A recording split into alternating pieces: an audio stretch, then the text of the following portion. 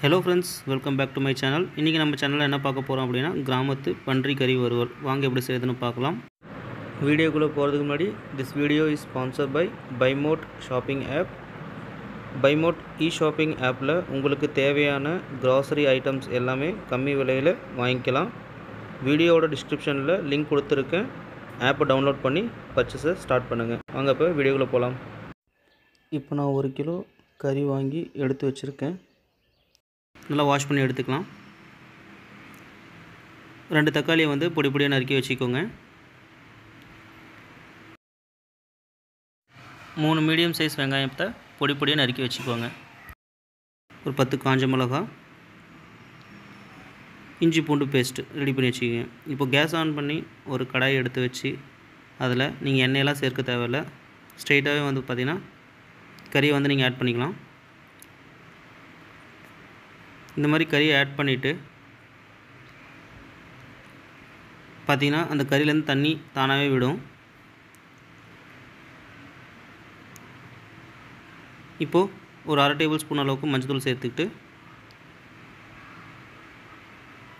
இஞ்சி பூண்டு பேஸ்ட்டை ஃபஸ்ட்டு ஆட் பண்ணிக்கலாம். ஆட் பண்ணிட்டு நல்லா மிக்ஸ் பண்ணி விட்டுறணும். இந்த கறியில் வந்து பார்த்திங்கன்னா நீங்கள் எண்ணெய் சேர்க்க தேவையில்லை. இப்போது தேவையான அளவு கல் உப்பு ஆட் பண்ணிக்கலாம். உப்பு ஆட் பண்ணிவிட்டு பார்த்திங்கன்னா தண்ணி கறியிலேருந்து தண்ணி நல்லா விட்டுருக்கு. அந்த தண்ணியே போதும். ஒரு டேபிள் ஸ்பூன் அளவுக்கு சோம்பு சேர்த்துக்கலாம். 10 காஞ்ச மிளகாயை நம்ம சேர்த்துக்கிட்டோம். ஒரு கொத்து கறிவேப்பிலையை நம்ம கூட சேர்த்துட்டு நல்லா மிக்ஸ் பண்ணி விட்டுடலாம். இப்போது நறுக்கி வச்ச தக்காளியை வந்து கூட ஆட் பண்ணிக்கலாம். தக்காளி சேர்த்துட்ட பிறகு நறுக்கி வச்ச வெங்காயத்தையும் நம்ம கூட சேர்த்துக்கலாம். சேர்த்துட்டு நல்லா மிக்ஸ் பண்ணி விட்டுறணும்.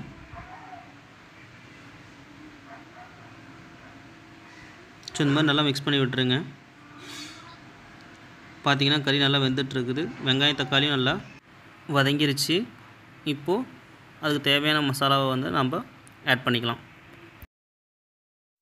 இப்போது கறிக்கு தேவையான மசாலாவை நம்ம வந்து ஆட் பண்ணிக்கலாம். 2 டேபிள் ஸ்பூன் கறி மசாலா, 2 டேபிள் ஸ்பூன் குழம்பு மிளகாய் தூள், 2 table spoon garam masala, 1 table spoon மல்லித்தூள், 1 டேபிள் ஸ்பூன் மிளகாய் தூள்.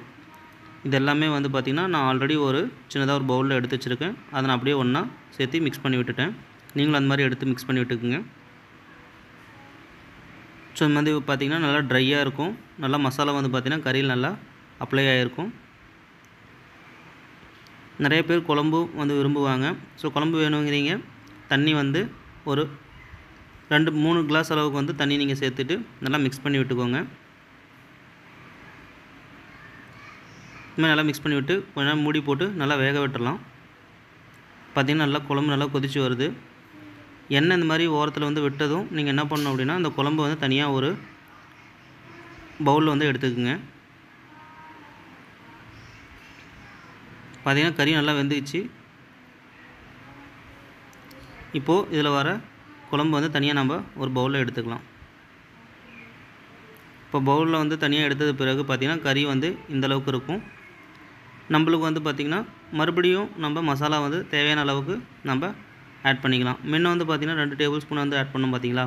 இப்போ வந்து எல்லாமே ஒவ்வொரு டேபிள் ஸ்பூன் அளவுக்கு ஆட் பண்ணால் போதும். ஆட் பண்ணிட்டீங்கன்னா பார்த்திங்கன்னா கறி இந்த மாதிரி இருக்கும். இந்த பதத்தில் இருக்கும். ஸோ மேலே வந்து பார்த்திங்கன்னா கொஞ்சோண்டு கறிவேப்பிலையும் கொஞ்சோண்டு கொத்தமல்லி இலையும் மேலே சேர்த்துட்டு மிக்ஸ் பண்ணி விட்டோம் அப்படின்னா கறி ரெடி.